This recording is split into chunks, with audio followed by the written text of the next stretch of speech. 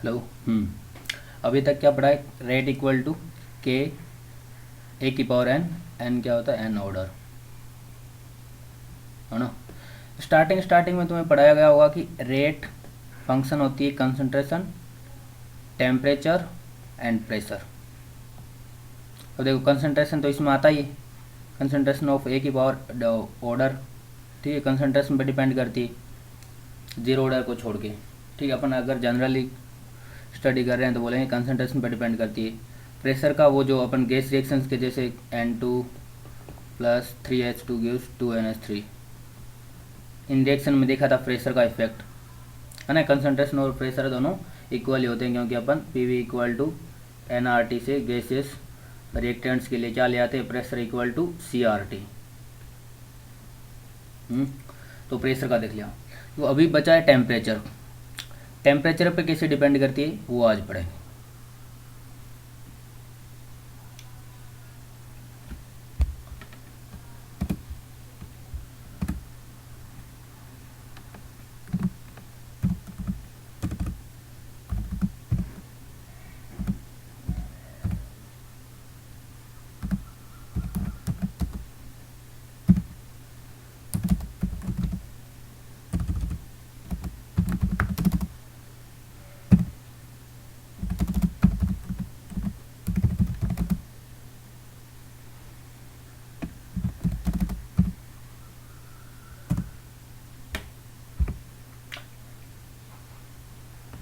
Rate of reaction, ठीक है, जो भी dependence of rate of reaction on temperature.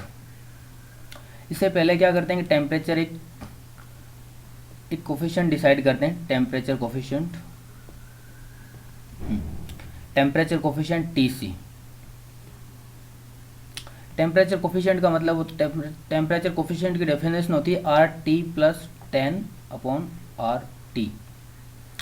Rate of reaction at temperature T plus 10 degree centigrade, और एक T temperature, sorry, rate of reaction at temperature T से अगर मैं 10 degree centigrade से टेम्परेचर बढ़ाऊँ और फिर दोनों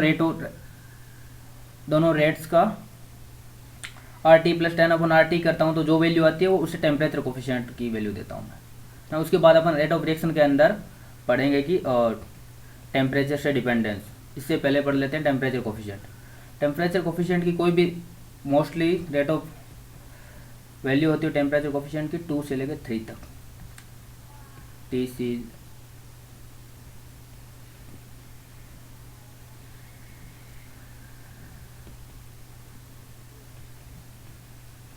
2 to 3, और इसकी डेफिनेशन मैंने बताई, RT plus 10 rate at temperature T plus 10 degree centigrade upon rate at temperature T। तो इससे ये तो पता चल रहा है कि टेम्परेचर बढ़ाने पे रेट ऑफ रिएक्शन बढ़ेगी, है ना, क्योंकि RT प्लस 10 अपॉन RT कर रहे हैं अपन, तो टेम्परेचर कोफिशिएंट की वैल्यू क्या आ रही है? 2 to 3। तो इसका मतलब ऊपर वाली वैल्यू बढ़ी है, तभी तो 1 से टेम्परेचर कोफिशिएंट की वैल्यू 1 से ज़्यादा आ रही है ना। इसका ये मतलब हुआ कि टेम्परेचर बढ़ने पे रेट ऑफ रिएक्शन बढ़ती है। ये एक एक्सपेरिमेंटल डेटा है जो कि अपने को याद रखना है। जैसे कुछ, अब ये तुम्हें दिया गया होगा कि टेम्परेचर कोफिशिएंट की वैल्यू क्या है। जैसे फॉर एग्जांपल मैं जैसे एक रेट इक्वल टू है R at 25 degree centigrade, temperature coefficient equal to 2, then find the rate at temperature 45 degree centigrade. तो अब तुम लोग क्या करोगे? सबसे पहले क्या करोगे? रेट R है, rate equal to R at 25 degree centigrade. अगर मैं 10 बढ़ाऊँगा, 25 प्लस 10 कर दूंगा, तो क्या हो जाएगी? रेट दुगनी हो जाएगी। ऊपर देखो इस फॉर्मूले से RT प्लस 10 अपॉन RT। तो अगर टेम्परेचर कोफिशिएंट की वैल्यू 2 रखूँगा मैं इधर, तो मेरा RT प्लस 10 क्या है? 35, और RT क्या है? R25 into 2। तो क्या हुआ? R35 पे क्या हो जाएगी? 2R, है ना। और अब 35 से अपने को 45 पे जाना है, तो क्या करना है? 35 प्लस 10, ये 35 पे, तो वो भी दुगनी हो जाएगी। 45 पे क्या हो जाएगी? Same value 2R into 2।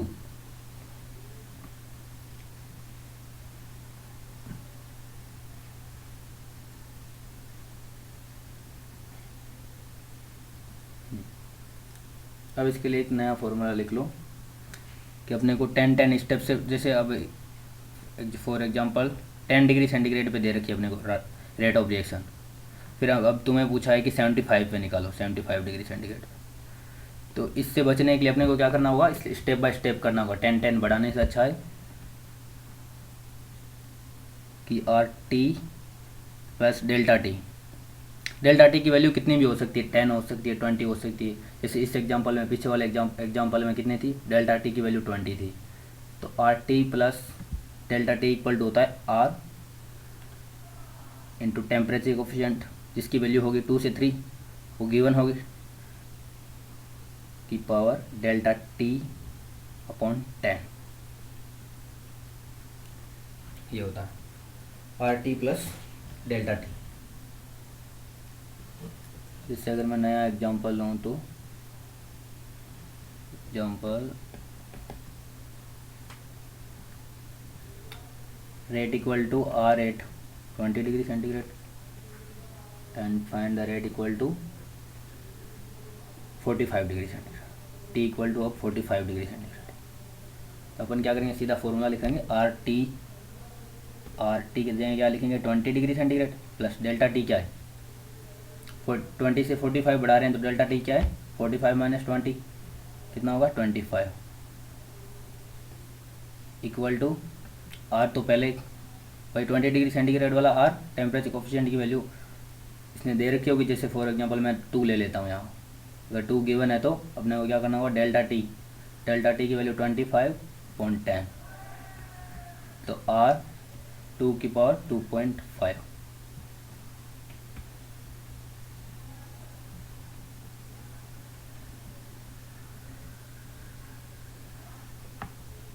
जैसे कि एक और एग्जांपल लेते हैं, एग्जांपल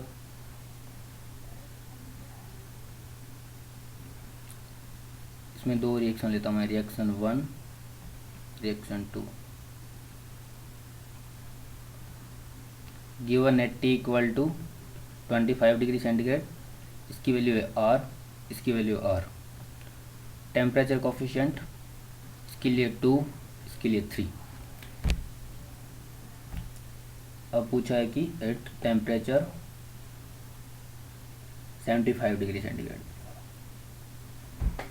75 डिग्री सेंटीग्रेड पे रिएक्शन 1 के लिए रेट और रिएक्शन 2 के लिए रेट में रिलेशन क्या होगा। जैसे temperature equal to T equal to 25 degree centigrade पे दोनों इक्वल है ना। अब देखो इन दोनों के बीच में टेम्परेचर कोफिशिएंट की वैल्यू अलग अलग होने के कारण रिएक्शन अलग अलग टाइप से इंक्रीज होगी। जैसे अगर 10 डिग्री सेंटीग्रेड बढ़ाऊंगा तो इसकी हो जाएगी 2R रिएक्शन 1 के लिए, रिएक्शन 2 के लिए हो जाएगी 3R। अगर मैं 20 डिग्री बढ़ाऊंगा तो रिएक्शन 1 के लिए हो जाएगी 4R, रिएक्शन 2 के लिए हो जाएगी 9R। तो उसी प्रकार अगर मैं 75 डिग्री सेंटीग्रेड लेके जाता हूँ 25 से 75, तो दोनों के लिए क्या होगी, R टेम्परेचर कोफिशिएंट अपॉन की पावर डेल्टा टी क्या है 50 अपॉन 10, इसमें क्या होगा R टेम्परेचर कोफिशिएंट की power delta T upon 10, delta T 50 upon 10। तो ये एग्जांपल ऐसा क्वेश्चन ऐसे भी पूछ सकते हैं कि दो रेट ऑफ रिएक्शन देके अपने को फिर इनमें रिलेशन पूछ ले कि T equal to 75 degree centigrade पे क्या होगा। जैसे R1 और R2 दे रखा होता तो वही करते, फिर अपन क्या करते R1 और R2 कर लेते इसकी जगह, और फाइनल ये पूछ सकते हैं कि इन दोनों में रिलेशन क्या होगा, R1 अपॉन R2 क्या होगा, ये सब।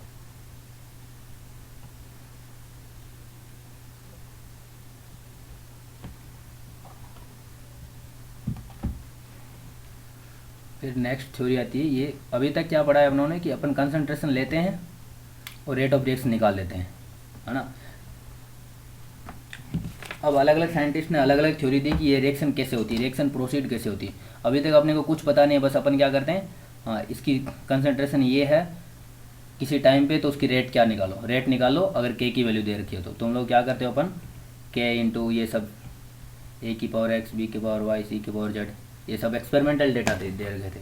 अब थ्योरेटिकल पढ़ेंगे कि रेट ऑफ एक्चुअली रिएक्शन के अंदर होता क्या है, मतलब रिएक्शन प्रोग्रेस करती है तो उसमें क्या क्या होता है अंदर सॉल्यूशन के अंदर, है ना। इसके लिए फर्स्ट थ्योरी है अरेनियस या ट्रांजिशन स्टेट थ्योरी। हेडिंग डालो नहीं, आरएनएस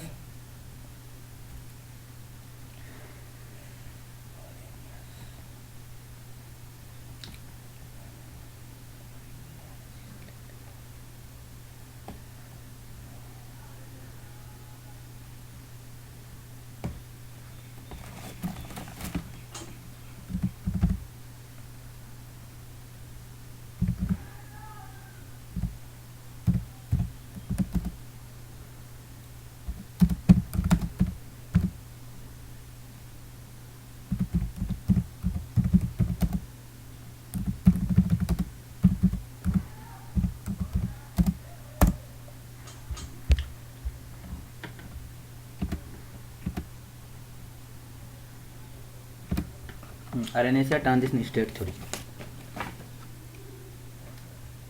इसका फर्स्ट पॉइंट होता है कि ये बोलता है कि रिएक्शन के अंदर रिएक्टेंट्स, पहले स्टार्टिंग में रिएक्टेंट्स होते हैं, रिएक्टेंट्स क्या करते हैं, कोलिजन करते हैं। First point, collision of reactants.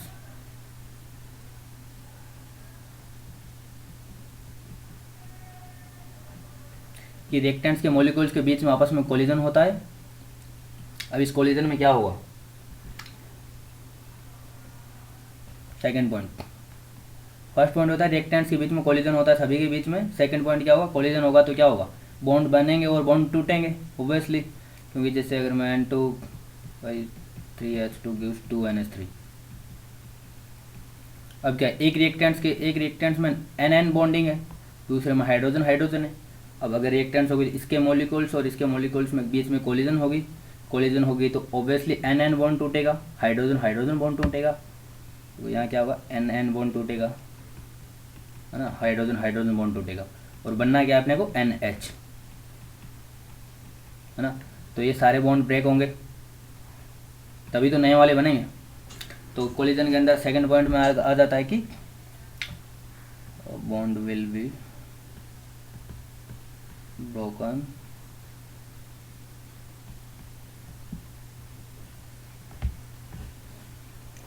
and bond will be broken and formed।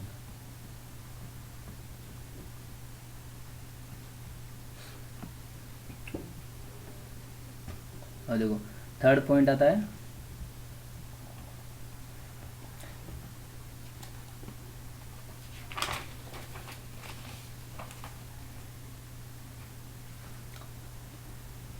Proper orientation.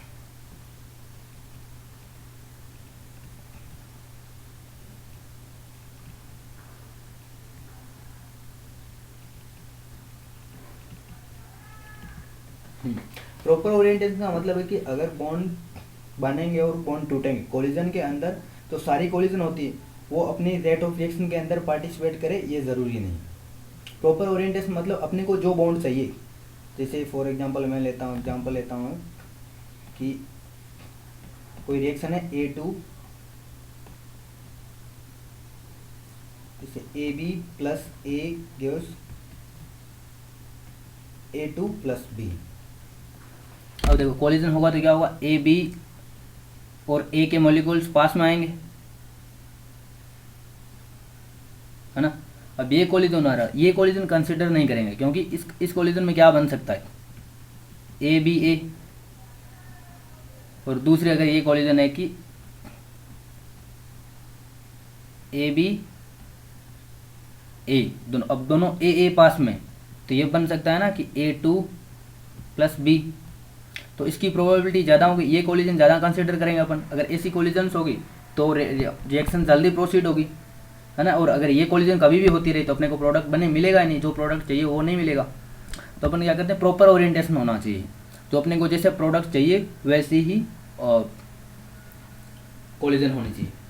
देखो अपने, अब किसी को लग रहा होगा कि अपन जैसे प्रोडक्ट चाहिए वैसी कोलिजन करवाएंगे, एक्चुअली ये थ्योरी क्या एक्सपेरिमेंट के बाद बताया गया।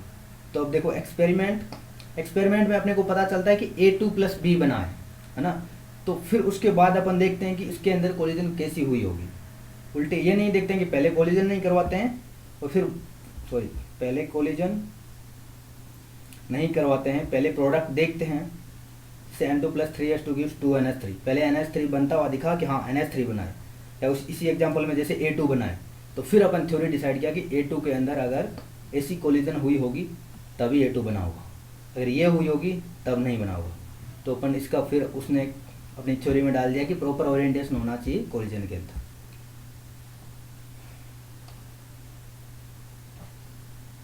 इसकी जगह लिख लो इम्प्रॉपर, ये क्या है प्रॉपर।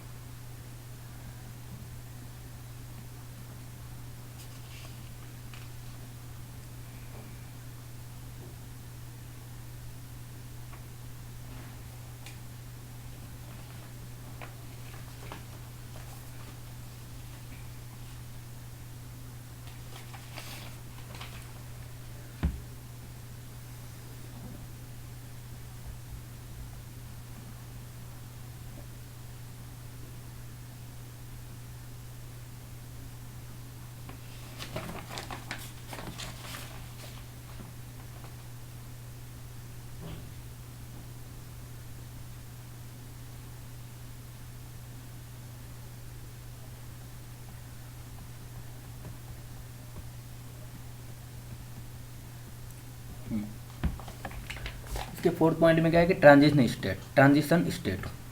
अब देखिए इस थ्योरी को क्या बोलते हैं अपन, ऑरेनियस या transition state theory. Transition state का मतलब है कि एक ऐसी स्टेट जहाँ बॉन्ड बन रहे हों और टूट रहे हों, मतलब उस स्टेज को अपन डिफाइन नहीं कर सकते उस टाइम रिएक्टेंट्स है या प्रोडक्ट है। देखो रिएक्टेंट से प्रोडक्ट बनने वाले हैं, और अपने को एक ऐसी कंडीशन बीच में आएगी जिसमें न तो रिएक्टेंट्स आधा रिएक्टेंट्स प्रोडक्ट बन चुका होगा, मतलब एक बीच की एक ऐसी कंडीशन, एक ऐसी स्टेज जिसमें न तो अपन प्रॉपरली बोल सकते कि रिएक्टेंट्स है न प्रोडक्ट, न बोल सकते प्रोडक्ट। रिएक्टेंट्स में क्या होगा, बॉन्ड टूटेंगे और प्रोडक्ट में बॉन्ड बनेंगे।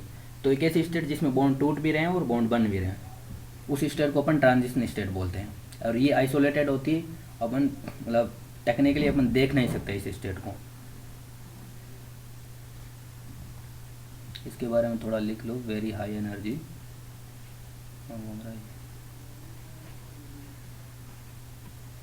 Very high energy. अब हाई एनर्जी होगी तभी तो वो स्टेबल नहीं रहेगी, वो ट्रांजिशन स्टेट मतलब बहुत कम टाइम के लिए बनती है और सीधा प्रोडक्ट बन जाती है। क्योंकि स्टेबल नहीं होगी तभी अपन देख नहीं सकते इसको, है ना। वेरी हाई एनर्जी है तो अनस्टेबल भी लिख लो, अनस्टेबल।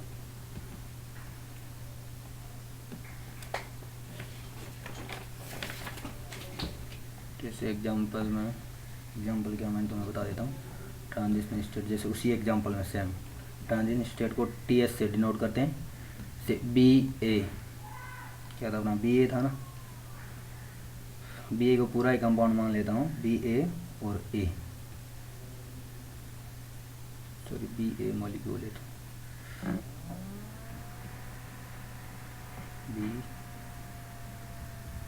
BA दूसरा होगा A। अब देखो ये दोनों A पास में आ रहे हैं,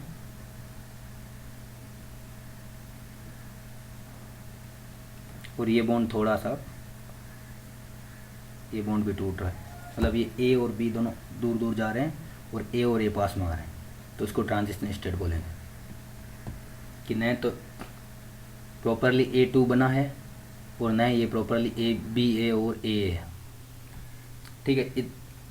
इन दोनों के बीच में रिपल्सन हो रहा है, इन दोनों के बीच में अट्रैक्शन हो रहा है, तो इस स्टेट को बोलेंगे ट्रांजिशन स्टेट। तो देखो अभी तक क्या पढ़ा है अपनों ने इस थ्योरी के अंदर, कि पहले तो कोलिजन होता है, ठीक है। कोलिजन होने के लिए मॉलिक्यूल्स पास पास में आएंगे और कोलिजन के अंदर वही कंसिडर करेंगे जो प्रॉपर ओरिएंटेशन होगा जिसमें, है ना। फिर दूसरी पढ़ाई जो प्रॉपर जिस टाइम कोलिजन होता है, मतलब बॉन्ड ब्रेक होते हैं और बॉन्ड बनते हैं, तो उस टाइम क्या होगा कि वो स्टेट ट्रांजिशन स्टेट बोल देंगे उसको ट्रांजिशन स्टेट बोलेंगे, जिसमें बहुत ज़्यादा हाई एनर्जी होती है, वो बहुत कम टाइम के लिए रुकती है, मतलब उस टाइम देख भी नहीं सकते अपन ट्रांजिशन स्टेट को, वो सीधा रिएक्टेंट्स और प्रोडक्ट्स के बीच की स्टेज है ना। तो उसके बाद वो अनस्टेबल हो जाती है, बहुत हाई एनर्जी होती है, तो सीधा प्रोडक्ट बन जाता है उसी स्टेज से।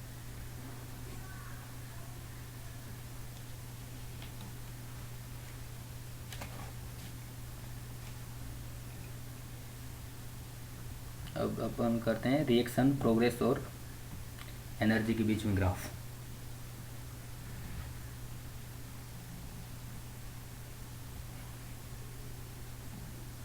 प्रोग्रेस ऑफ रिएक्शन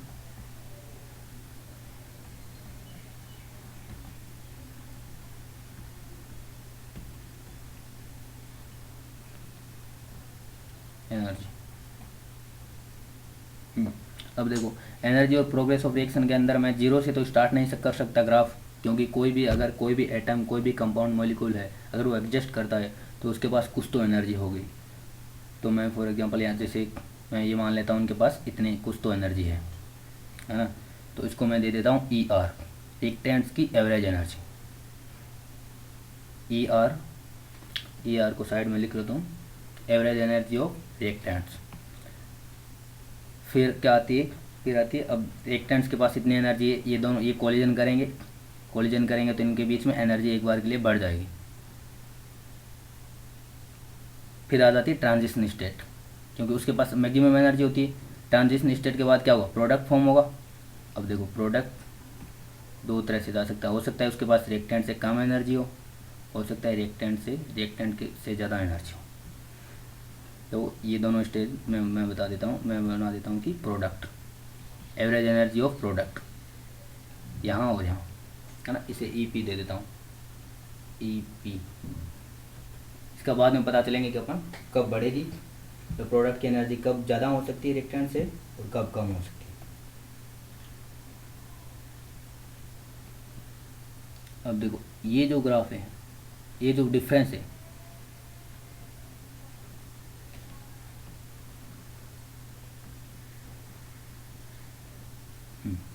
और देखो जो ये एनर्जी है यहाँ ट्रांजिशन स्टेट के पास, तो इसे बोलते हैं थ्रेशोल्ड एनर्जी। अभी तक तुम लोगों ने वहाँ पढ़ा होगा फिजिक्स में और उसमें फोटो इलेक्ट्रिक इफेक्ट के अंदर कि थ्रेशोल्ड फ्रीक्वेंसी का क्या मतलब था कि एक सफिशिएंट एनर्जी जिससे मेटल से इलेक्ट्रॉन निकाल सके। तो यहाँ भी ई थ्रेशोल्ड एनर्जी का मतलब है कि एक सफिशिएंट एनर्जी जिससे प्रोडक्ट बन सके, है ना। क्योंकि देखो रिएक्टेंट्स के पास पहले एनर्जी ई आर होती है एवरेज एनर्जी, उसके बाद थोड़ी थोड़ी कोलिजन से बढ़ती है और एक फिक्स अमाउंट के बाद वो प्रोडक्ट में बदल जाता है। फिक्स अमाउंट के बाद वो बहुत ज़्यादा ट्रांजिशन स्टेट में चला जाता है और अनस्टेबल होता है, फिर प्रोडक्ट बनता है। तो इसे बोलते हैं E threshold energy, E T H लिखता हूँ मैं, ई थ्रेशोल्ड।